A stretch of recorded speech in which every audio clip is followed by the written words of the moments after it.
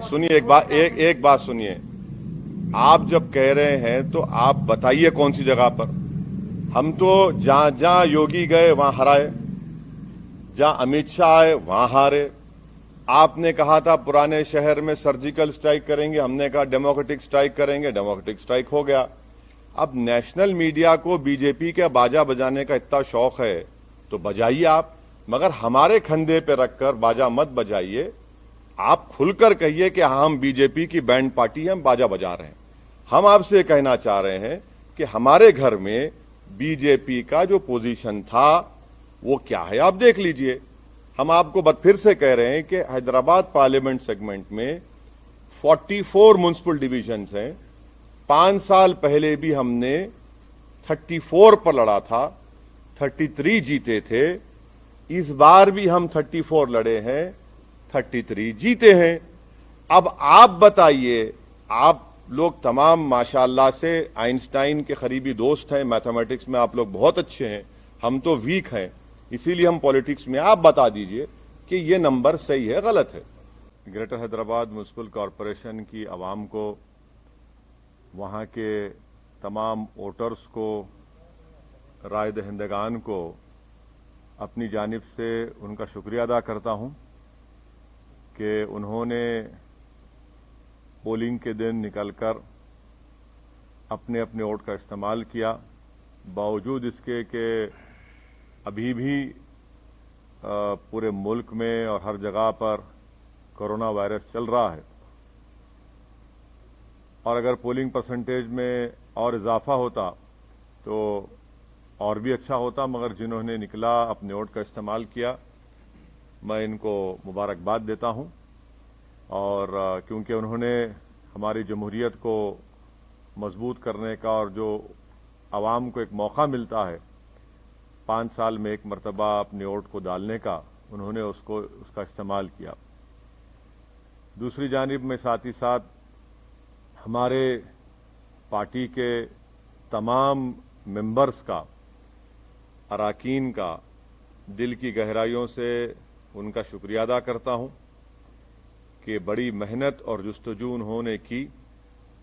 और साथ ही साथ जो 44 बल्दिया के कॉरपोरेटर्स या डिवीजन्स पर मंजलिस के उम्मीदवारों को कामयाबी मिली, मैं वहां के तमाम वोटर्स को, राह दहिंदगान को, वहां के बुजुर्गों को, इज्जतदार माँ और बहनों को, गयूर नौजवानों को उनका शुक्रिया अदा करता हूं।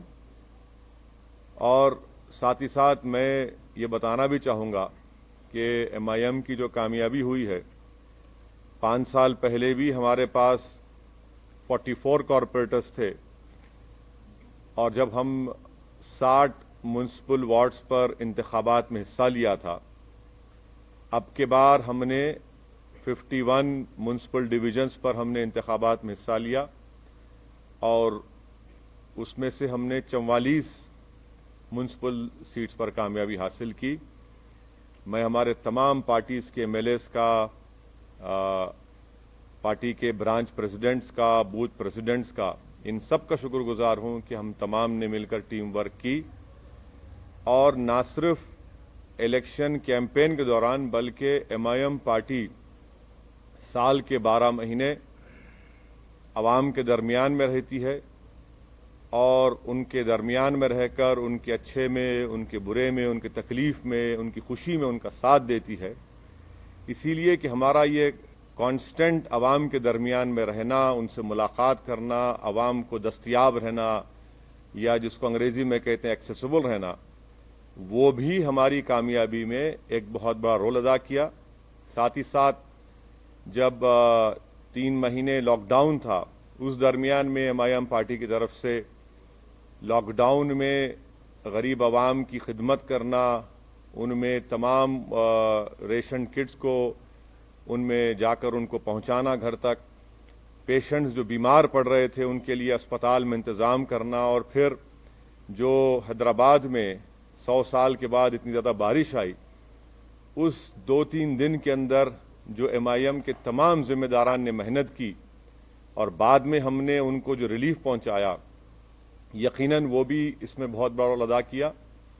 बहरहाल मैं तमाम अपने पार्टी के जिम्मेदारों का और ये हमारी कामयाबी पूरी में हमारे पार्टी के मेंबर्स को क्रेडिट जाता है और उन तमाम वार्ड्स के वोटर्स को क्रेडिट जाता है। एमआईएम पार्टी ने 51 म्युनिसिपल सीट्स पर कंटेस्ट किया और आप जानते हैं कि हैदराबाद पार्लियामेंट कॉन्स्टिट्यूंसी में हमने 44 डिविजन्स में से 34 पर कंटेस्ट किया और 33 म्युनिसिपल वार्ड्स पर हमको कामयाबी मिली। मैं फिर से कह रहा हूं कि हैदराबाद पार्लियामेंट्री सेगमेंट में 44 म्युनिसिपल डिविजन्स हैं जिसमें से एमआईएम ने 34 पर कंटेस्ट किया और 33 पर हमने कामयाबी हासिल की। ये 5 साल पहले भी ऐसा ही था।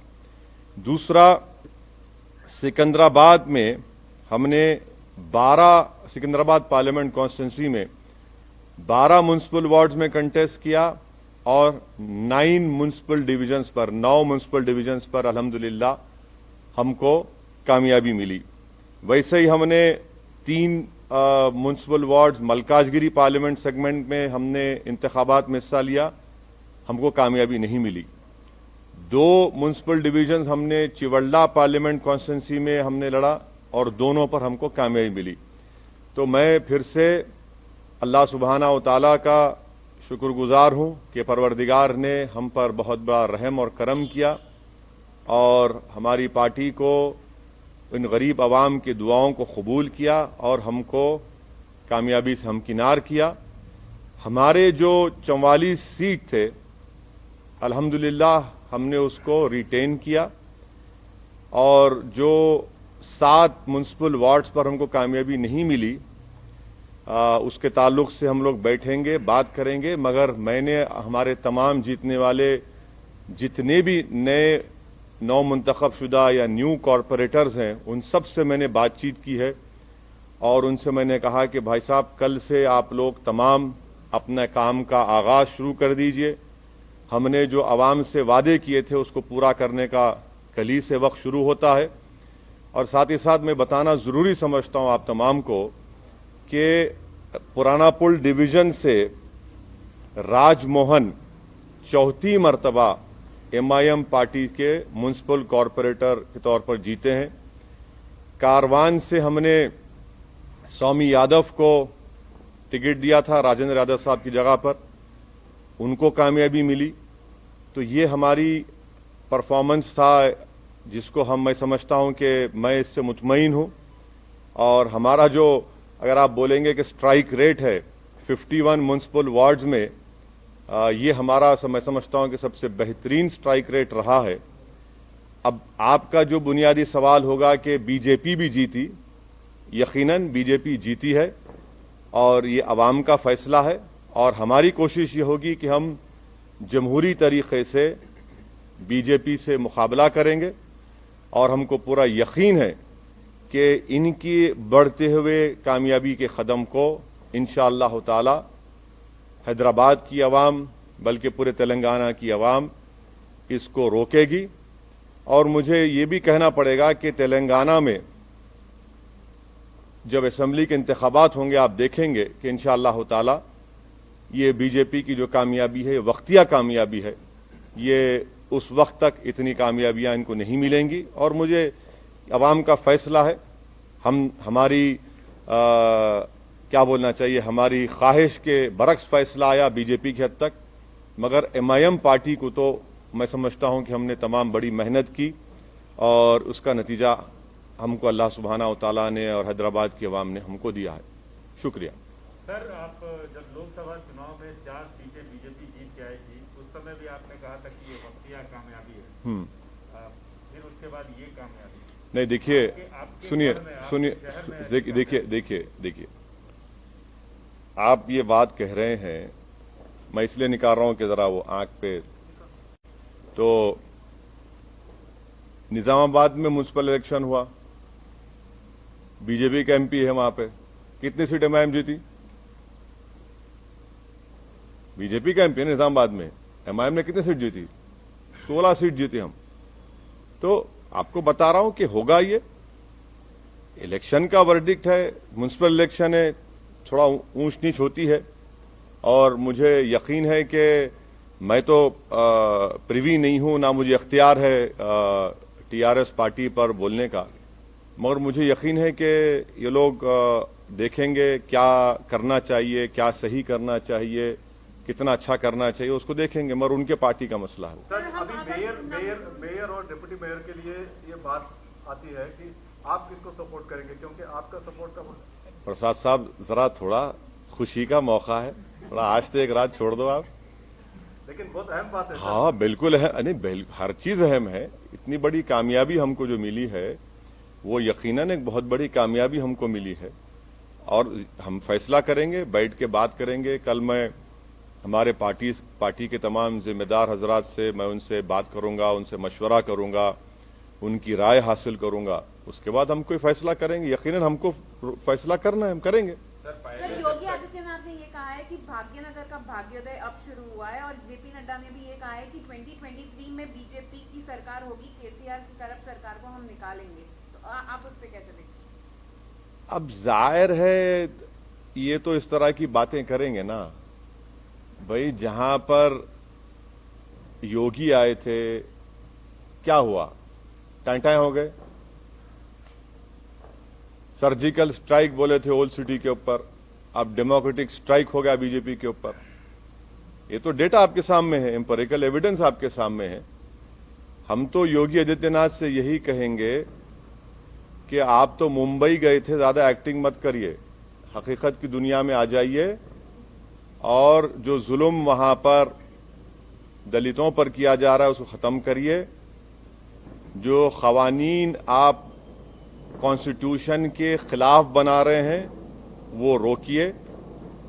और मुझे यकीन है कि केसीआर गो हमारे अपोजिट पार्टी के हैं, मगर एक बात मानना पड़ेगा, एक रीजनल फेस है और वो रीजनल फेस आज भी इम्पोर्टेंट है, कल भी इम्पोर्टेंट रहेगा। और थोड़ा सा अगर वो लोग जो भी उनके चीजें सही करना है कर लेंगे तो he still a very important and I am sure कि केसीआर जो है वो बीजेपी के ऊपर बहुत बड़े भारी पड़ेंगे आने वाले वक्त में। तो क्या आप उनको सपोर्ट करेंगे अगर मेयर की सीट चाहिए तो? मैं अभी आपसे कहा हूं मैडम कि जरा थोड़ा सांस लेने दीजिए, थोड़ा हमको अपनी इतनी बड़ी कामयाबी हमको मिली है, थोड़ा हमारे तमाम पार्टी के जिम्मेदारों से हमको अपनी उनकी खुशी का हिस्सा बनने दीजिए। और कल सुबह में हम तमाम पार्टी के हमारे जिम्मेदारों से, एमएलएज हैं, एमएलसीज हैं, सीनियर हमारे पार्टी के लीडर्स हैं, उन तमाम से बात करेंगे, मशवरा करेंगे और जो भी फैसला होगा आप तक पहुंचाएंगे। सर आपने अपने घर हैदराबाद से अपील की थी जब चुनाव प्रचार कर रहे थे कि बीजेपी को यहाँ पर कंप्लीटली रिजेक्ट किया जाना चाहिए, लेकिन आप ही के घर में बीजेपी नंबर कहाँ देखिए, आप लोग नेशनल चैनल पे आपको बड़ी मोहब्बत हो गई असदुद्दीन ओवैसी के, ओवैसी के घर में। मेरे घर में कौन जीता? हम तो कह रहे हैं कि मेरे अंगना में तुम्हारा काम ही नहीं है। अरे ना आप देखे सुनिए आप बताइए, चलिए मेरे घर में कहाँ जीते? आपने कहा नहीं आप नहीं सुनिए एक बात सुनिए। आप जब कह रहे हैं तो आप बताइए कौन सी जगह पर। हम तो जहां जहां योगी गए वहां हराए, जहां अमित शाह आए वहां हारे। आपने कहा था पुराने शहर में सर्जिकल स्ट्राइक करेंगे, हमने कहा डेमोक्रेटिक स्ट्राइक करेंगे, डेमोक्रेटिक स्ट्राइक हो गया। अब नेशनल मीडिया को बीजेपी के बाजा बजाने का इतना शौक है तो बजाइए आप, मगर हमारे कंधे पे रखकर बाजा मत बजाइए। आप खुलकर कहिए कि हम बीजेपी की बैंड पार्टी हैं, हम बाजा बजा रहे हैं। हम आपसे कहना चाह रहे हैं कि हमारे घर में बीजेपी का जो पोजीशन था वो क्या है आप देख लीजिए। हम आपको फिर से कह रहे हैं कि हैदराबाद पार्लियामेंट सेगमेंट में 44 म्युनिसिपल डिविजन्स हैं। 5 साल पहले भी हमने 34 पर लड़ा था, 33 जीते थे। इस बार भी हम 34 लड़े हैं, 33 जीते हैं। अब आप बताइए, आप लोग तमाम माशाअल्लाह से आइंस्टाइन के करीबी दोस्त हैं, मैथमेटिक्स में आप लोग बहुत अच्छे हैं, हम तो वीक हैं, इसीलिए हम पॉलिटिक्स में। आप बता दीजिए कि ये नंबर सही है गलत है। सर आप हमेशा हैदराबाद और तेलंगाना की जो फैब्रिक है, गंगा जमुनी तहजीब है, उसकी वकालत के मद्देनजर आप बीजेपी और फिरका परस्त ताकतों को रोकने की बात करते रहे हैं, उसी के मद्देनजर आप केसीआर को भी सहयोग करते रहे हैं कई चुनाव में, मतलब लोकसभा और विधानसभा में। तो इसमें तो नहीं था ना कोई अलायंस हमारा। नहीं, इसमें नहीं था। तो क्या Thank you. बीजेपी को रोकने के लिए जैसे आप वकालत करते हैं, तो क्या आगे हाथ मिला सकते हैं? क्योंकि जो ये आंधी है, जैसा बीजेपी आप आंधी बोलते, हाँ, बीजेपी जिस आसमान देखिए कितना साफ है, इतना अच्छा मौसम है ना, हवा देखिए। सुनिए सुनिए सुनिए सुनिए, ये लफ्ज आंधी का क्या मतलब? नहीं, अरे भाई, अगर आंधी होती तो एमएलसी क्यों हार गए महाराष्ट्र में? महाराष्ट्र में हार, अरे ठीक नहीं जी, अरे भाई आवाम का फैसला है, मगर जरा अल्फाज का इस्तेमाल जो है ना, जरा उसके ऊपर देख कर करिए। आंधी आंधी कहाँ आंधी है भाई? अरे भाई, तूफान आपके सामने बैठा हुआ है, आप कहाँ आंधी की बात कर रहे हैं? सर, अब चार मीनार की तो बात हो गई, क्या आप कोलकाता के हावड़ा ब्रिज पर कूच करेंगे सर?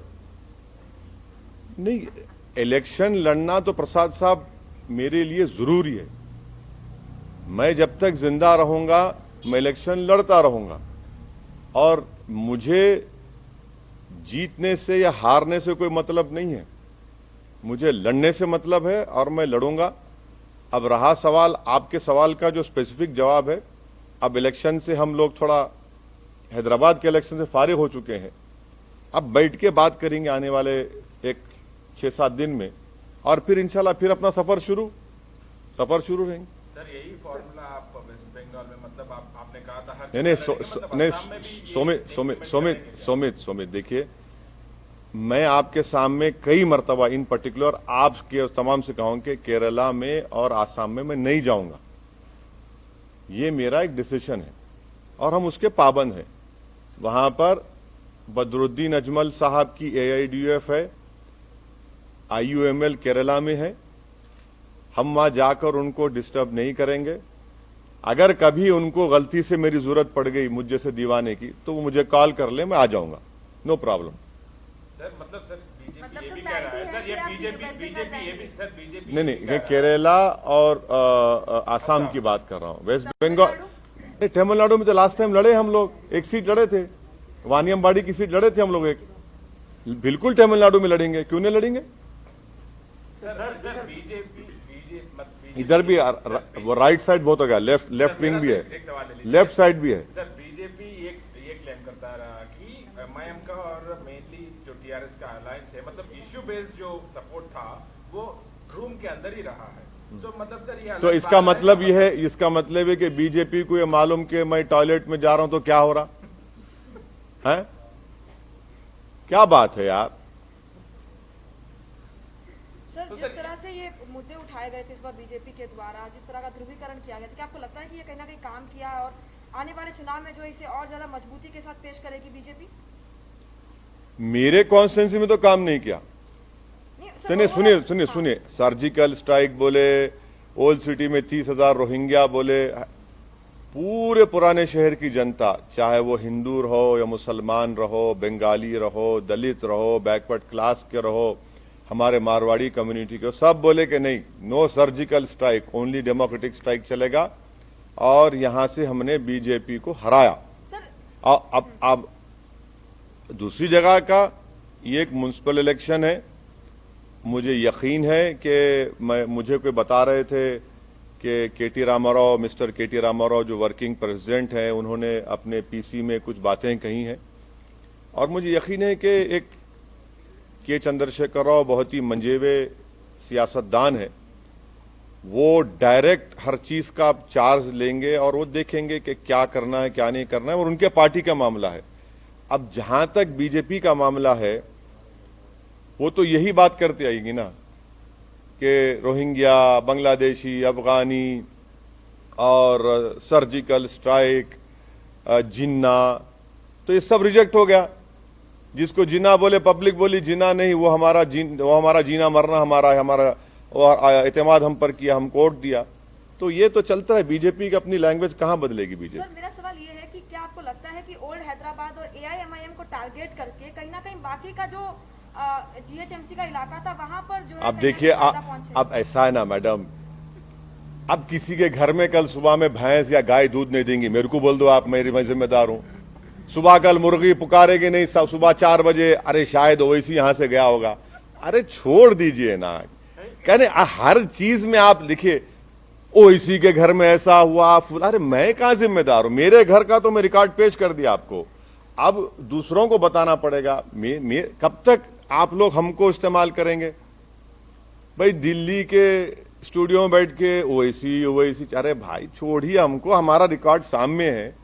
हम लड़े 51, अगर हम लड़ लेते 80 तो क्या होता फिर? हाँ, ये भी तो सोचो आप। सर बीजेपी का चार्ज से, सर बीजेपी का 4 से 45 हो जाना क्या आपके लिए चिंता की बात? हाँ, बीजेपी का 4 से 45। बोलिए एक मिनट। सर बीजेपी जहां एमआईएम का कैंडिडेट नहीं था वहां ओवैसी और एमआईएम को टारगेट कर रही थी और ये अचीवमेंट उसको मिला। तो क्या आपको नहीं लगता है कि इस तरह से करके पोलराइज किया और ये चीजें आई? अरे आप मेरे को एक बात समझ में नहीं आ रही, आप कब तक मेरा नाम लेते रहेंगे? माने बीजेपी आपको नहीं, आप माशाल्लाह से आप अनबायस थे, मेरे को मालूम नहीं, मगर कब तक मेरा नाम लेंगे आप? भाई मेरा नाम कब तक लेंगे? भाई वहां पर जब 51 सीट्स में अगर मैं 44 जीत रहा हूं, आप मेरा नाम क्यों लेंगे? भाई मुझसे पूछिए ना कि आप 7 सीट पर क्यों हारे, वहां पर कितनी जगह और बीजेपी जीती बता दीजिए, हम बोलने तैयार है आपको। मगर हर जगह पर असदुद्दीन ओवैसी एमआईएम करना गलत है। वो नहीं, मैं जो भी कर रहे हैं वो गलत है, और अगर कर भी रहे हैं तो उनका नेगेटिव वोट है, वो कभी भी चेंज हो जाएगा, देखना आप। सर जिस पार्टी की आप, अरे उनको बोलने दो हमारे। अगर आप टीआरएस से हाथ मिलाते हैं जीएचएमसी इलेक्शन में, आप टीआरएस के पास जाएंगे या टीआरएस आपके पास बुलाएंगे? हाथ मिलाते जीएचएमसी इलेक्शन में अभी जो हुआ है चुनाव में, सर अभी तो फंस गया ना मामला तो। अभी फंस गया ना सर? फंस गया? हाँ सर, एक्स ऑफिशियो वोट भी अगर डालेंगे तो हाँ? फंस ही गया ना सर। अगर उनके पास तो 30 एक्स ऑफिशियो वोट्स है, अगर वो भी मिलेंगे तो कार फंस की ही गया ना चाबी मामला। कार की चाबी और स्टीयरिंग आपके हाथ में है। नहीं, मैं आपसे रिक्वेस्ट कर रहा हूं, मेरी गाड़ी में बैठो आप। आजकल तो लोग हमारी गाड़ी में रोक के हाथ मिला रहे हैं, उसको भी आप लोग चला रहे हैं, वायरल बना रहे हैं। अरे क्या बात है, कोई बात है? अरे कोई नहीं है, हमारी गाड़ी अलग है, उनकी गाड़ी अलग है। क्या हम क्या भूखे फकीर है? गाड़ी नहीं है हमारे पास, मोटरसाइकिल है, मोटरसाइकिल फिरा। अरे क्या बात कर रहे हैं आप? क्या? सुनिए एक बात सुनिए, ये पूरे इलेक्शन कैंपेन में मैं खुद अपनी मोटरसाइकिल पर 650 किलोमीटर फिरा हूं। अब बोलो आप, और 65 पब्लिक मीटिंग एड्रेस किया मैं। अब रहा सवाल कि आपका इनडायरेक्ट, नहीं, मेरी गाड़ी अच्छी है, मैं आप तमाम को दावत दूंगा, अगर कहीं बैठना है तो आइए, लिख जाता हूं आपको, हैदराबाद का दिखाता हूं आपको। जहां तक मेयर डिप्टी मेयर का सवाल है, आप टाइम दीजिए, कल मिलेंगे, थोड़ा खुशी का मौका है, थोड़ा उसको एंजॉय। नहीं, गाड़ी नहीं है मेरी गाड़ी। देखिए सुनिए, जहां तक एमआईएम पार्टी का जो डिसीजन होगा वो मैंने फिर से आपको रिटीरेट कर रहा हूं, फिर से बोल रहा हूं कि हम अपने पार्टी के एमएलए से, एमएलसी से, पार्टी के सीनियर लीडर से, हमारे पास एक प्रोसेस है, हम लोग बैठेंगे, बात करेंगे, उसके बाद बताएंगे आपको। इतनी जल्दी क्यों आपको है? हेडलाइन न्यूज आप जब बनाइए, अभी क्यों बनाएंगे? सर खुशी का मौका है, सर आपके लिए खुशी का मौका है, बहुत खुश हैं। टीआरएस हारी है, आपकी दोस्त है, हारी है, आपको फिर भी खुश है, बताइए। नहीं, देखिए आप क्या बोलना चाह रहे हैं? नहीं, क्या बोलना चाह रहे हैं आप? बोलिए आपने क्या बोलना चाह रहे हैं? नहीं, अरे देखिए ना, बगैर आपके सपोर्ट के तो आगे नहीं बढ़ सकते सर। अरे भाई साहब, ये तो अभी तो इस रात को तो गुजरने दीजिए, कल सुबह का सूरज नया निकलेगा, कल बात करेंगे, बात करके पार्टी में क्या होगा, क्या करना है, कैसा करना है, हम कहां छोड़ के भागेंगे आपको? ना आप छोड़ेंगे ना हम छोड़ेंगे आपको, फिक्र मत करिए। ऑलरेडी कॉल नहीं आया है सर। हाँ, आपको कॉल ऑलरेडी, मेरा फोन आप रख लो, सुबह तक अगर आप सो गए तो आप मेरे को सुबह लाके दे दो, आप रख लीजिए फोन, मैं देने तैयार हूं आपको मेरा फोन। एक सवाल पूछ ले सर, एक सवाल, एक सेकुलर पार्टी लॉस की है, उसका आपको दुख है या खुशी है?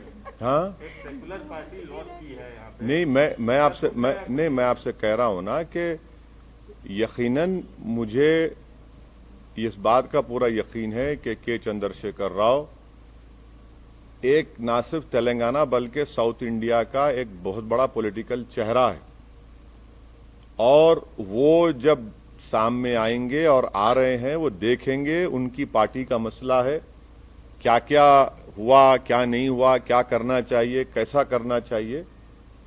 टीआरएस अभी भी तेलंगाना में रूलिंग पार्टी के साथ साथ एक फॉर्मिडेबल पॉलिटिकल पार्टी है और एक तेलंगाना की जो रीजनल सेंटिमेंट है वो उसको रिप्रेजेंट करती है। उस बात को आपको समझना है और यकीनन उनको नहीं मिली, वो नियरली 42-43 सीट्स पर उनको नाकामी मिली। मुझे यकीन है कि केसीआर इसको देखें क्योंकि उस आदमी का पॉलिटिकल जर्नी मैं जानता हूं। जब मैं एमएलए था अकेला असेंबली में, जब से इनको देख रहा हूं वो देखेंगे। सर जिस पार्टी की आप